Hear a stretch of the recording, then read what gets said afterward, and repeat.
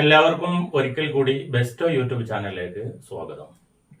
ഇന്ന് നാം ചർച്ച ചെയ്യാൻ ഉദ്ദേശിക്കുന്നത് 10ാം തരം തുല്യതാ വിദ്യാർത്ഥികൾക്കുള്ള ഗണിതശാസ്ത്രത്തിലെ അക്ഷര കൈരളിയിൽ വന്ന മാതൃകാ പരീക്ഷയുടെ രണ്ടാമത്തെ പാർട്ട് കൂടിയാണ്. കഴിഞ്ഞ വീഡിയോയിൽ നാം 9 ചോദ്യങ്ങളായിരുന്നു ചർച്ച ചെയ്തിരുന്നത്. ഇന്ന് നമ്മൾ 10ാമത്തെ ചോദ്യം മുതൽ, അതായത് കഴിഞ്ഞ വീഡിയോയിൽ നമ്മൾ 2 മാർക്കിനുള്ള ചോദ്യങ്ങളായിരുന്നു. ഇനി നമുക്ക് ചർച്ച ചെയ്യാനുള്ളത് 3 മാർക്കിനുള്ള ചോദ്യങ്ങളാണ്. ഓക്കെ, അപ്പൊ നമുക്ക് 10ാമത്തെ ചോദ്യത്തിലേക്ക് കടക്കാം. 2.5 മീറ്റർ ഉയരവും തറയിലെ നീളം 6 മീറ്ററുമായാൽ റാമ്പിന്റെ ചെരിഞ്ഞ പ്രതലത്തിന്റെ നീളം എത്രയാകും?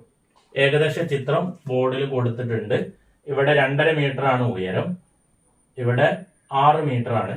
റാമ്പിന്റെ ഈ ചരിഞ്ഞു നിൽക്കുന്ന വശത്തിന്റെ നീളം എത്രയാണ് എന്നാണ് ചോദ്യം. നമ്മൾ കഴിഞ്ഞ 2 മാർക്കിന്റെ ചോദ്യത്തിൽ ഇതുപോലെ ഒരു ചോദ്യം നമ്മൾ ചെയ്തതാണ്. അപ്പൊ ഇവിടെ ഒരു മട്ടത്രികോണമാണ് കാണുന്നത്. ഈ മട്ടത്രികോണത്തിന്റെ കർണമാണ് കണ്ടുപിടിക്കാനുള്ളത്. അപ്പൊ കർണം കണ്ടുപിടിക്കാനുള്ള സമവാക്യം നമുക്കറിയാം. പാദം സ്ക്വയർ പ്ലസ് ലംബം സ്ക്വയർ, റൂട്ട് ഓഫ് പാദം സ്ക്വയർ പ്ലസ് ലംബം സ്ക്വയർ. ഇവിടെ പാദം എന്ന് പറഞ്ഞാൽ 6 ആണ്. 6 സ്ക്വയർ പ്ലസ് ലംബം എന്ന് പറഞ്ഞാൽ 2.5 സ്ക്വയർ. ഇവിടെ ഇങ്ങനെ ഒരു ചോദ്യം വരാനുള്ള കാരണം, നേരത്തെ നമുക്ക് പൂർണ്ണസംഖ്യ ആയിരുന്നു, ഇവിടെ പോയിന്റ് സംഖ്യ വന്നു. പോയിന്റ് സംഖ്യ വരുമ്പോ എങ്ങനെയാണ് സ്ക്വയർ എടുക്കുക എന്നുള്ളതാണ് ഈ ചോദ്യത്തിൽ വളരെ പ്രധാനപ്പെട്ടത്. അപ്പൊ 6ന്റെ സ്ക്വയർ എന്ന് പറഞ്ഞാൽ 6 ഗുണിക്കണം 6 36 പ്ലസ് 2.5ന്റെ സ്ക്വയർ, അതായത് പോയിന്റ് ഇല്ലാതെ നമ്മൾ വായിച്ചു കഴിഞ്ഞാല് 25 എന്നാണ്. അപ്പൊ 25ന്റെ സ്ക്വയർ 625 ആണ്. അപ്പോ 625 എന്ന് എഴുതാം. ഇവിടെ പോയിന്റ് കഴിഞ്ഞിട്ട് ഒരു സ്ഥാനമാണുള്ളത്, സ്ക്വയർ എടുക്കുമ്പോൾ 2 സ്ഥാനം വേണം. അപ്പൊ ഇതിന്റെ സ്ക്വയർ 6.25. ഇനി ഈ പോയിന്റ് വെച്ചുള്ള സംഖ്യയുടെ സ്ക്വയർ എങ്ങനെയാണ് എടുക്കുക എന്നുള്ളത് നമ്മളൊരു ഷോർട്ട് വീഡിയോ ആയിട്ട് ഈ ചാനലിൽ അപ്ലോഡ് ചെയ്തിട്ടുണ്ട്. അതൊന്ന് കണ്ടാൽ നിങ്ങൾക്ക് എത്രയും പെട്ടെന്ന് ഇത് മനസ്സിലാക്കാൻ പറ്റും. അപ്പൊ ഇവിടെ നോക്കാം, നമുക്ക് ഇതിന്റെ സ്ക്വയർ എടുത്തു കഴിഞ്ഞു. ഇനി ഇത് നമുക്ക് കൂട്ടി നോക്കാം. അപ്പൊ 36 പ്ലസ് 6.25 എന്നുള്ളത്. അപ്പൊ 36 6 കൂട്ടിയാൽ 42, 42.25. ഇനി ഇതിന്റെ റൂട്ടാണ് നമുക്ക് എടുക്കാനുള്ളത്. അപ്പൊ കർണം എന്ന് പറയുന്നത് 42.65 എന്നുള്ളത്, 42.25 എന്നുള്ളത് നോക്കാം. 15ന്റെ സ്ക്വയർ നമുക്കറിയാം 225, 25ന്റെ സ്ക്വയർ 625, 35ന്റെ സ്ക്വയർ 1225, 45ന്റെ സ്ക്വയർ. ഈ സ്ക്വയർ ഒക്കെ എങ്ങനെ കണ്ടുപിടിക്കുക എന്നുള്ളത് നമുക്ക് പെട്ടെന്ന് മനസ്സിലാക്കാൻ പറ്റും. 4 ആയാൽ 4ന്റെ അടുത്ത സംഖ്യ 5, 4 5 20, 20 25, 55 ആണെങ്കിൽ 5 കഴിഞ്ഞാൽ അടുത്ത സംഖ്യ 6, 5 6 30, 30 25, 65 ആണെങ്കിൽ 6 കഴിഞ്ഞാൽ അടുത്ത സംഖ്യ 7 ആണ്, 6 7 42, 42 25. ഈ സംഖ്യയാണ് ഇവിടെ ഉള്ളത്. അപ്പൊ ഇതിന്റെ അകത്തൊരു പോയിന്റ് കൊടുത്തു കഴിഞ്ഞാൽ 6.5 എന്ന് കിട്ടും നമുക്ക്. അപ്പൊ 42.25ന്റെ റൂട്ട് എന്ന് പറയുന്നത് 6.5.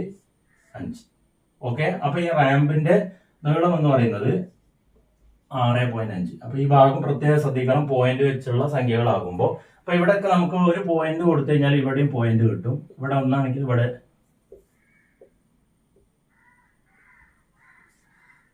അപ്പൊ ഈ സ്ക്വയറുകൾ എങ്ങനെ കണ്ടുപിടിക്കുക എന്നുള്ളത് ഈ ചാനലിൽ കൊടുത്തിട്ടുണ്ട്. അപ്പൊ ഈ ഭാഗങ്ങളൊക്കെ ശ്രദ്ധിക്കുക. ഇനി നമുക്ക് അടുത്ത 11ാമത്തെ ചോദ്യം.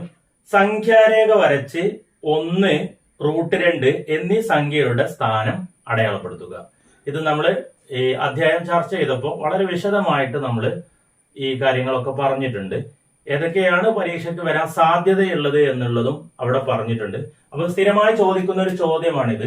അപ്പൊ ഒരു സംഖ്യാരേഖ വരക്കുക എന്ന് പറയുമ്പോൾ ഒരു സ്കെയിൽ വെച്ചിട്ട് നമുക്ക് സംഖ്യാരേഖ വരക്കാം. സംഖ്യാരേഖ വരച്ചു, എന്നിട്ട് നമ്മള് സ്കെയിലിലുള്ള അളവ് അനുസരിച്ച് കൃത്യമായിട്ട് അടയാളപ്പെടുത്തുക. 0 ഒരു നിശ്ചിത അകലത്തിൽ അടയാളപ്പെടുത്തുക. 1 ഇവിടെ എത്രയാണോ എടുത്ത അതേ അളവ് തന്നെ ഇവിടേക്ക് കൊടുക്കുക. 2 ഇനി ഇതങ്ങനെ നീട്ടി വരച്ചാൽ 3 ഇങ്ങനെ പോകും. ഇപ്പൊ ഇവിടെ നമുക്ക് സംഖ്യാരേഖയിൽ 1 അടയാളപ്പെടുത്തുക എന്ന് പറഞ്ഞാൽ 1 നമ്മൾ ഇവിടെ അടയാളപ്പെടുത്തി കഴിഞ്ഞു. ഇനി നമുക്ക് √2 ആണ് അടയാളപ്പെടുത്തുന്നത്. അപ്പൊ √2 എങ്ങനെയാണ് അടയാളപ്പെടുത്തേണ്ടതെന്ന് വെച്ചാൽ 0 മുതൽ ഇവിടെ നിന്ന് 1 എടുത്തു, ഇതേ അളവ് മുകളിലേക്ക് എടുക്കുക. കൃത്യമായിട്ടുള്ള അളവായിരിക്കണം. ഒരു യൂണിറ്റ് ആണ് എടുത്തതെങ്കിൽ അതേ യൂണിറ്റ് തന്നെ മുകളിലേക്ക് കൊടുക്കുക. ഓക്കെ, എന്നിട്ട് ക്രോസ് ആയിട്ട് വരക്കുക. അപ്പൊ ഇവിടെ ശ്രദ്ധിക്കുക, ഇത് 1 യൂണിറ്റ് ആണ്. അപ്പൊ മുകളിലേക്കും 1 യൂണിറ്റ്. അപ്പോൾ ഇത് ഈ ചെരിഞ്ഞിരിക്കുന്ന ഈ വശമാണ് √2. ഇനി കോമ്പസ് ഇവിടെ വെക്കുക, പെൻസിൽ ഇവിടെയും വെക്കുക. എന്നിട്ട് ഈ അളവ് നമുക്ക് സംഖ്യാരേഖയിലേക്ക് കൃത്യമായി അടയാളപ്പെടുത്താം. ഇതാണ് √2. അപ്പൊ സംഖ്യാരേഖ വരച്ച് 1 നമ്മൾ അടയാളപ്പെടുത്തി, √2 അടയാളപ്പെടുത്തി. ഇതുപോലെ നമുക്ക് √3, √5, √6, √7 ഇങ്ങനെയുള്ള സംഖ്യകളൊക്കെ അടയാളപ്പെടുത്താം. വളരെ വിശദമായിട്ട് നമ്മൾ ഈ അധ്യായം ചർച്ച ചെയ്തപ്പോൾ ഈ വിഷയങ്ങളൊക്കെ പറഞ്ഞിട്ടുണ്ട്. അപ്പൊ ആ വീഡിയോ കണ്ടാൽ നിങ്ങൾക്ക് മനസ്സിലാക്കാൻ പറ്റും. നമുക്ക് അടുത്ത ചോദ്യത്തിലേക്ക് കിടക്കാം. 12ാമത്തെ ചോദ്യം, ഒരു ക്ലബിലെ 7 അംഗങ്ങളുടെ വയസ്സാണ് ചുവടെ കൊടുത്തിരിക്കുന്നത്. 15, 18, 22, 23, 26, 35, 36. ക്വസ്റ്റ്യൻ എ, വയസ്സുകളുടെ മാധ്യം കണക്കാക്കുക. ക്വസ്റ്റ്യൻ ബി, മധ്യമ വയസ്സ് കണക്കാക്കുക. അപ്പൊ ഈ ചോദ്യത്തിൽ പറഞ്ഞ സംഖ്യകളൊക്കെ നമുക്ക് ആദ്യം എഴുതാം. 15, 18, 22, 23, 26, 35, 36. 2 ചോദ്യങ്ങളാണുള്ളത്. ഒന്നാമത്തെ ചോദ്യം മാധ്യം കണക്കാക്കുക എന്നുള്ളത്. അപ്പൊ മാധ്യം എന്ന് പറഞ്ഞാൽ എന്താന്ന് മനസ്സിലാക്കുക. മാധ്യം എന്ന് പറഞ്ഞാൽ ഈ സംഖ്യകളെല്ലാം കൂട്ടുക, കൂട്ടിയിട്ട് അതിന്റെ എണ്ണം കൊണ്ട് ഹരിക്കുക. അപ്പൊ ഈ സംഖ്യകളൊക്കെ കൂട്ടി കഴിഞ്ഞാൽ നമുക്ക് ഇങ്ങനെ എഴുതാം: 15 plus 18 plus 22 plus 23 plus 26 plus 35 plus 36 ഹരിക്കണം എത്ര സംഖ്യയാണ് എന്ന് ചോദ്യത്തിൽ തന്നിട്ടുണ്ട്. 7 സംഖ്യ. അപ്പൊ എല്ലാ സംഖ്യകളും കൂട്ടി അതിന്റെ എണ്ണം കൊണ്ട് ഹരിക്കുന്നതാണ് മാധ്യം. അപ്പൊ ഇതൊക്കെ കൂട്ടി കഴിഞ്ഞാൽ നമുക്ക് 175 എന്ന് കിട്ടും ബൈ 7. ഇനി ഇത് ഹരിച്ചു നോക്കുക. 7 17 2 പ്രാവശ്യം. അപ്പൊ 2 7 14 അപ്പൊ ശിഷ്ട ഇവിടെ 3 ഉണ്ടാവും. 3 നമ്മൾ മുകളിൽ എഴുതി. 35 നോക്കാം. 35 7 5 പ്രാവശ്യം. അപ്പൊ ഇതിന്റെ ഉത്തരം 25. ഇനി രണ്ടാമത്തെ ചോദ്യം, ക്വസ്റ്റ്യൻ ബി ആയിട്ടുള്ളത്, ഇതിന്റെ മധ്യമം കണക്കാക്കുക എന്നുള്ളത്. മധ്യമം എന്ന് പറഞ്ഞാൽ ഇതില് ഈ സംഖ്യകളെ ക്രമമായി എഴുതുക. ചെറുതിൽ നിന്ന് വലുതിലേക്ക് അല്ലെങ്കിൽ വലുതിൽ നിന്ന് ചെറുതിലേക്ക് ക്രമമായി എഴുതുക. ഇത് ക്രമമായിട്ട് തന്നെയാണ് ഉള്ളത്. 15, 18, 22, 23, 26, 35, 36. അത് ക്രമം തന്നെയാണ്. ഇനി ഇതിലെ ഏറ്റവും മധ്യത്തിലുള്ള സംഖ്യയാണ് മധ്യമം എന്ന് പറയുന്നത്. അപ്പോ ഇവിടെ മധ്യത്തിലുള്ള സംഖ്യ കണ്ടുപിടിക്കാന്, അപ്പൊ ഇതാണ് മധ്യത്തിലുള്ള സംഖ്യ 23.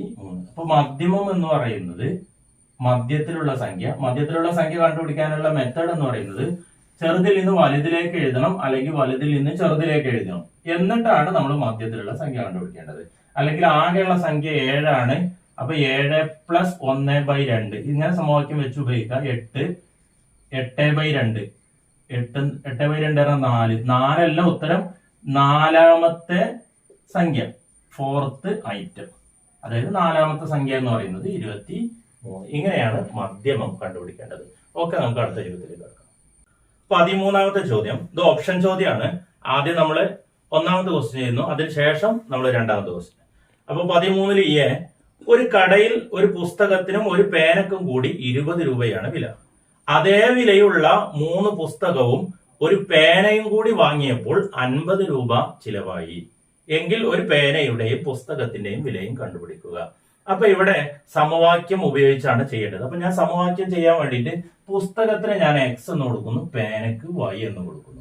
ഇനി നമുക്ക് ഒരു സമവാക്യം രൂപീകരിച്ചു കഴിഞ്ഞാൽ, അതായത് ഒരു പുസ്തകത്തിനും ഒരു പേനക്കും കൂടെ 20 രൂപ എന്നാണ്. അപ്പൊ ഒരു പുസ്തകം ഒരു എക്സ് പ്ലസ് ഒരു പേന വൈ, ഇത് രണ്ടിനും കൂടെ 20 രൂപ. ഇനി ഇതിന് രണ്ടാമത്തെ പോയിന്റ് പറയണേ നോക്കൂ. അതേ വിലയുള്ള 3 പുസ്തകവും, 3 പുസ്തകം എന്ന് പറയുമ്പോൾ എക്സ് എന്നുള്ളത് 3x കൊടുക്കുക. 3 പുസ്തകം പ്ലസ് ഒരു പേനയും, അപ്പൊ പേന y ആണ്, അപ്പൊ ഒരു y തന്നെ ഉള്ളൂ. ഇതും വാങ്ങിയപ്പോൾ 50 രൂപ ചെലവായി. എളുപ്പമാണ്. അപ്പൊ ഇതിൽ ഏതാ വലുത് നോക്കുക. ഏതാണ് വലുത്? രണ്ടാമത്താണല്ലോ. അപ്പൊ വലുത് മുകളിൽ എഴുതുക. 3x പ്ലസ് y സമം 50. ചെറുത് മുകളിലുള്ളതാണ്, അത് ഞാൻ താഴെ എഴുതി. ഇനി ഇതൊന്ന് കുറച്ച് നോക്കിയാൽ നമുക്ക് ഉത്തരം വേഗം കിട്ടും. 50-ൽ നിന്ന് 20 കുറച്ചാൽ 30. ഒരു വൈന്ന് ഒരു വൈ കുറച്ചാൽ 0 ആയി കിട്ടും. 3x-ന്ന് 1x കുറച്ചാൽ 2x. അപ്പൊ 2x സമം 30 ആണ്. അപ്പൊ 1x എന്ന് പറയുമ്പോൾ 30 ഹരിക്കണം 2. അപ്പൊ x എന്ന് പറയുന്നത് 30/2 എന്ന് പറഞ്ഞാൽ 15. ഇപ്പൊ ഉത്തരം കിട്ടിയാലോ നമുക്ക്. x എന്ന് പറഞ്ഞാൽ എന്താണ്? പുസ്തകമാണ്. അപ്പൊ ഒരു പുസ്തകത്തിന് 15 രൂപ. അപ്പൊ പേനക്ക് എത്ര ആയിരിക്കും? 2 കൂടെ കൂട്ടിയാൽ 20 ആണ്. അപ്പൊ പേനക്ക് 5, പുസ്തകത്തിന് 15. നല്ല സിമ്പിൾ ആണല്ലോ. ഇനി നമുക്ക് അടുത്ത ചോദ്യത്തിലേക്ക് കിടക്കാം. 13-ലെ ഓപ്ഷൻ ചോദ്യമാണ്. തുടർച്ചയായ 2 ഒറ്റ സംഖ്യകളുടെ ഗുണനഫലം 255 ആയാൽ സംഖ്യകളേവ. അപ്പൊ ഇവിടെ ശ്രദ്ധിക്കേണ്ടത്, നമുക്കറിയാം ഒറ്റ സംഖ്യകളാണ്. തുടർച്ചയായ 2 ഒറ്റ സംഖ്യകൾ എന്നാ. അപ്പൊ ഒറ്റ സംഖ്യകൾ എന്ന് പറയുമ്പോൾ നമുക്കറിയാം എങ്ങനെ ഉണ്ടാവുക? 1, 3, 5, 7 ഇങ്ങനെ ഉണ്ടാവുക ഒറ്റ സംഖ്യ എന്ന് പറഞ്ഞാൽ. അപ്പൊ ഒറ്റ സംഖ്യ ആവുമ്പോൾ എത്രയാണ് ഇവിടെ കൂടുന്നത് നോക്കൂ. 2 ആണ് കൂടുന്നത്. അപ്പൊ ഒന്നാമത്തെ ഒറ്റ സംഖ്യക്ക് നമ്മൾ x കൊടുത്താൽ, ഒന്നാമത്തെ ഒറ്റ സംഖ്യ x എന്ന് കൊടുത്താല് തൊട്ടടുത്ത ഒറ്റ സംഖ്യ എന്തായിരിക്കും? തൊട്ടടുത്ത ഒറ്റ സംഖ്യ. കാരണം തുടർച്ചയായ ഒറ്റ സംഖ്യകൾ എന്ന് പറഞ്ഞത്. അപ്പൊ ഒന്നാമത്തെ നമ്മൾ x കൊടുത്താൽ അടുത്ത എന്തായിരിക്കും? 2 കൂട്ടിയാൽ മതി. എക്സിനോട് 2 കൂട്ടിയാൽ മതി. അപ്പൊ 2 ഒറ്റ സംഖ്യകൾ കിട്ടി. ഇത് രണ്ടും ഗുണിച്ചാൽ 255 എന്ന് പറയാം. അപ്പൊ ഗുണിക്കുക നമുക്ക്. x ഗുണിക്കണം x പ്ലസ് 2. അപ്പൊ ഗുണിക്കുക എന്ന് പറയുമ്പോൾ ശ്രദ്ധിക്കുക, ഇത് ഒരു സംഖ്യയാണ്, ഇത് 2 സംഖ്യയുണ്ട്. ഒരു സംഖ്യയെ 2 സംഖ്യ കൊണ്ട് ഗുണിക്കുമ്പോൾ ഈ 2 സംഖ്യക്ക് ബ്രാക്കറ്റ് കൊടുക്കുക. ഇതാണ് ഗുണിക്കുക എന്ന് പറയുന്നത്. അപ്പൊ ഗുണിക്കുമ്പോൾ പ്രത്യേകം ശ്രദ്ധിക്കുക, ഒരു സംഖ്യയെ 2 സംഖ്യ കൊണ്ട് ഗുണിക്കുമ്പോൾ ബ്രാക്കറ്റ് കൊടുക്കണം. ഇത് ഗുണിച്ചു കഴിഞ്ഞാൽ കിട്ടുക 255 ആണ്. അപ്പൊ നമുക്ക് സംഖ്യ എങ്ങനെ കണ്ടുപിടിക്കാൻ നോക്കാം. അപ്പൊ നമുക്ക് ഗുണിച്ചു നോക്കാം. എക്സിനെ x കൊണ്ട് ഗുണിക്കുക. x ഗുണിക്കണം x സ്ക്വയർ ആണ് ഉണ്ടാവുക. ഗുണിക്കുമ്പോൾ ഇതിന്റെ എണ്ണം മുകളിലാണ് വരിക. x ഗുണിക്കണം 2 പ്ലസ് കൊടുക്കുക. x ഗുണിക്കണം 2 2x സമം 255. ഇനി ഈ പാഠം എടുത്തപ്പോൾ നമ്മൾ പറഞ്ഞിട്ടുണ്ട് വർഗ തികവ് അല്ലെങ്കിൽ വർഗം തികക്കൽ എന്നുള്ളൊരു ഭാഗം പഠിച്ചിട്ടുണ്ട്. വർഗം തികക്കൽ. ആ പാഠത്തിന്റെ വീഡിയോയുടെ ഏറ്റവും അവസാന ഭാഗം ഉണ്ടാവും. വർഗം തികക്കൽ, അതാണ് ഇനി ഇവിടെ ചെയ്യാൻ പോകുന്നത്. അപ്പൊ അതെങ്ങനെ ചെയ്യുന്നത് നോക്കാം. ഇങ്ങനെ കിട്ടിക്കഴിഞ്ഞാൽ നമ്മൾ ചെയ്യേണ്ടത്, ഈ എക്സിന്റെ മുന്നിലുള്ള സംഖ്യ 2 ആണ്. 2ന്റെ പകുതി 1. ഒന്നുകൂടെ ശ്രദ്ധിക്കുക, എക്സിന് മുന്നിലുള്ള സംഖ്യ 2 ആണ്. 2ന്റെ പകുതി 1. 1ന്റെ വർഗം 1 ഗുണിക്കണം 1 എന്നാണ്. 1ന്റെ വർഗം 1 തന്നെയാണ്. ആ വർഗം ഈ സമത്തിന്റെ ഈ ഭാഗത്തും കൂട്ടി കൊടുക്കുക, സമത്തിന്റെ മറുഭാഗത്തും കൂട്ടി കൊടുക്കുക. അപ്പൊ ഞാൻ അതാണ് അടുത്ത സ്റ്റെപ്പ് ചെയ്യുന്നത്. അപ്പൊ X square plus 2x plus 1. ഈ 1 എങ്ങനെ കിട്ടിയത് ശ്രദ്ധിക്കുക. ഇവിടെയുള്ള സംഖ്യയുടെ പകുതി എടുക്കുക. 2ന്റെ പകുതി 1. 1ന്റെ വർഗമാണ് ഇവിടെ കൂട്ടേണ്ടത്. അപ്പൊ 1ന്റെ വർഗം 1. ഇവിടെ മാത്രം കൂട്ടിയാൽ പോരാ, സമത്തിന് അപ്പുറത്തും കൂട്ടി കൊടുക്കണം. അപ്പൊ 255 പ്ലസ് 1. ഇനി ഞാൻ ഇതിനൊരു സമവാക്യമാക്കി എഴുതാണ്. അപ്പൊ X square plus 2x plus 1 എന്നുള്ളതിനെ നമുക്ക് ചെറുതാക്കി കഴിഞ്ഞാൽ എഴുതുന്ന രൂപം നോക്കാം. എക്സ് സ്ക്വയറിൽ നിന്ന് നമ്മൾ x എടുക്കുന്നു, പ്ലസ് ആണെങ്കിൽ പ്ലസ് കൊടുക്കുന്നു, ഇതിന്റെ പകുതി എടുക്കുക, 2ന്റെ പകുതി 1, എന്നിട്ട് ഹോൾ സ്ക്വയർ കൊടുക്കുക. അതായത് എക്സ് പ്ലസ് 1 ഹോൾ സ്ക്വയർ എന്ന് പറഞ്ഞാൽ X square plus 2x plus 1 എന്നുള്ളതാണ്. അപ്പൊ ഇതിനെ നമ്മൾ ഈ രൂപത്തിലേക്ക് മാറ്റിയെടുത്തു. 255 ഒന്നും കൂട്ടിയാൽ 256. ഇനി നമ്മൾ നേരത്തെ ചെയ്ത അതേ രീതിയിൽ നമ്മൾ എക്സ് കണ്ടുപിടിക്കാൻ പോവാണ്. അപ്പൊ എക്സ് പ്ലസ് 1 ഹോൾ സ്ക്വയർ സമം 256. സ്ക്വയറിന് അപ്പുറത്ത് കൊണ്ടുപോകുമ്പോൾ റൂട്ട് ആകും. അപ്പൊ ഞാൻ ഇവിടെ x+1 തന്നെ എഴുതി. x+1 സമം റൂട്ട് 256. കുറച്ച് കാര്യങ്ങൾ മാത്രമാണ് ശ്രദ്ധിക്കുന്നത്. പ്ലസിനെ അങ്ങോട്ട് കൊണ്ടുപോകുമ്പോൾ മൈനസ് ആവും, മൈനസിനെ കൊണ്ടുപോകുമ്പോൾ പ്ലസ് ആവും, ഗുണിക്കണം എന്നുള്ളത് കൊണ്ടുപോകുമ്പോൾ ഹരിക്കണം എന്നാവും, ഹരിക്കണം എന്നുള്ളത് കൊണ്ടുപോകുമ്പോൾ ഗുണിക്കണം എന്നാവും, സ്ക്വയറിനെ കൊണ്ടുപോകുമ്പോൾ റൂട്ട് ആവും. അപ്പൊ ഇവിടെ നോക്കുക, x+1 സമം 256ന്റെ റൂട്ട് എന്ന് പറഞ്ഞാൽ 16 ആണ്. 16 ഗുണിക്കണം 16 ആണ് 256. ഇതൊക്കെ ഈ ചാനലിൽ അപ്ലോഡ് ചെയ്തിട്ടുണ്ട്. എങ്ങനെയാണ് സ്ക്വയർ റൂട്ട് കാണുന്നത്, സ്ക്വയർ കാണുന്നതൊക്കെ അത് പ്രത്യേകം പറഞ്ഞിട്ടുണ്ട്. അപ്പൊ ആ വീഡിയോ കാണുക. അപ്പൊ 256ന്റെ റൂട്ട് എന്ന് പറയുന്നത് 16.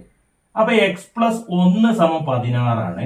ഇനി +1 സമത്തിനപ്പുറത്തേക്ക് കൊണ്ടുപോകുമ്പോൾ -1 എന്നാവും. അപ്പൊ x സമം 15. ഇതാണ് ഇതിന്റെ ഉത്തരം. അപ്പൊ ഒന്നാമത്തെ ഒറ്റ സംഖ്യയാണ് x. അപ്പൊ ഒന്നാമത്തെ ഒറ്റ സംഖ്യ എന്ന് പറയുന്നത് 15. അപ്പൊ രണ്ടാമത്തെ ഒറ്റ സംഖ്യ എന്ന് പറയുന്നത് ഇതിക്ക് 2 കൂട്ടിയാൽ മതി, 17. അപ്പൊ 15ഉം 17 ആണ്.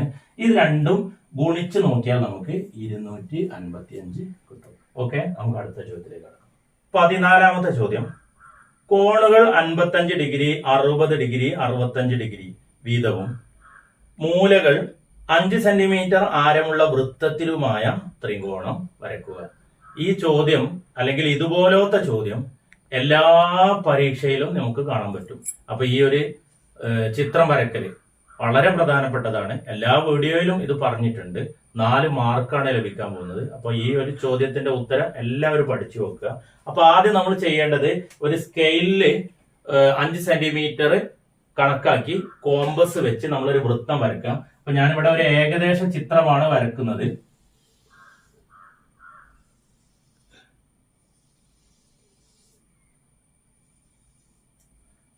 ഒരു ഏകദേശ ചിത്രമാണ്. അപ്പോൾ 5 സെന്റിമീറ്റർ ആരമുള്ള ഒരു വൃത്തം വരക്കുക. വൃത്തം വരച്ച ശേഷം നമുക്ക് ഇഷ്ടമുള്ള ഭാഗത്തേക്ക് ആരം വരക്കുക. എങ്ങോട്ട് വരച്ചാലും മതി. അപ്പൊ 5 സെന്റിമീറ്റർ ആരമുള്ള ഒരു വൃത്തം വരക്കുക. എന്നിട്ട് ഏതെങ്കിലും ഒരു ഭാഗത്തേക്ക് 5 സെന്റിമീറ്റർ ആരം വരക്കുക. അതിനുശേഷം നമ്മൾ ചെയ്യേണ്ടത്, ഇനി ചോദ്യത്തിൽ കോണുകൾ പറഞ്ഞിട്ടുണ്ട് 55 ഡിഗ്രി, 60 ഡിഗ്രി, 65 ഡിഗ്രി.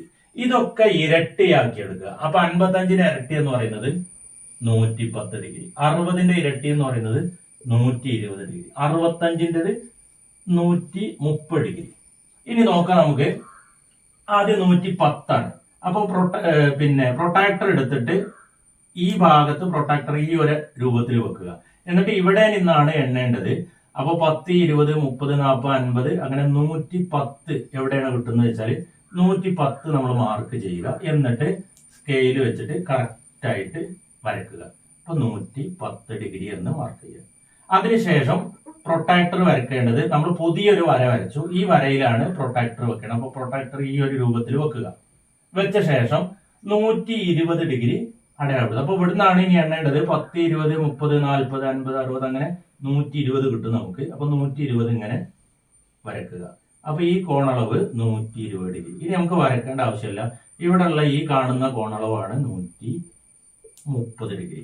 ഇങ്ങനെ 3 വരകൾ വരച്ച ശേഷം സ്കെയിൽ എടുത്തുകൊണ്ട് നേരെ ഈ മൂലകൾ യോജിപ്പിക്കുക. അതാ ഇത്രയും വരച്ചു കഴിഞ്ഞാൽ നമുക്ക് 4 മാർക്കാണ് കിട്ടുന്നത്. അപ്പൊ ഇത് കളയരുത്. ഓക്കെ, അപ്പൊ നമ്മൾ ഇന്ന് 14ാമത്തെ ചോദ്യം വരെയാണ് ഡിസ്കസ് ചെയ്തത്. അതായത് 5 ചോദ്യങ്ങൾ ഇന്ന് ചർച്ച ചെയ്തത്. അതായത് 10 മുതൽ 14 വരെ. ഓക്കെ, നമുക്ക് അടുത്ത വീഡിയോയിൽ ഇതിന്റെ ബാക്കി ചോദ്യങ്ങൾ നമുക്ക് ചർച്ച ചെയ്യാം. ഇതുവരെയുള്ള ചോദ്യങ്ങൾ വളരെ ഇമ്പോർട്ടന്റ് ആണ്. അപ്പോൾ പ്രത്യേകമായിട്ട് വീഡിയോ കണ്ട ശേഷം കൃത്യമായി നോട്ട് ബുക്കിൽ എഴുതിയെടുത്ത് പഠിക്കുക. ഓക്കെ, പരീക്ഷയ്ക്ക് തയ്യാറാവുക. എല്ലാവർക്കും അടുത്ത വീഡിയോ വരും വരെ താങ്ക് യു.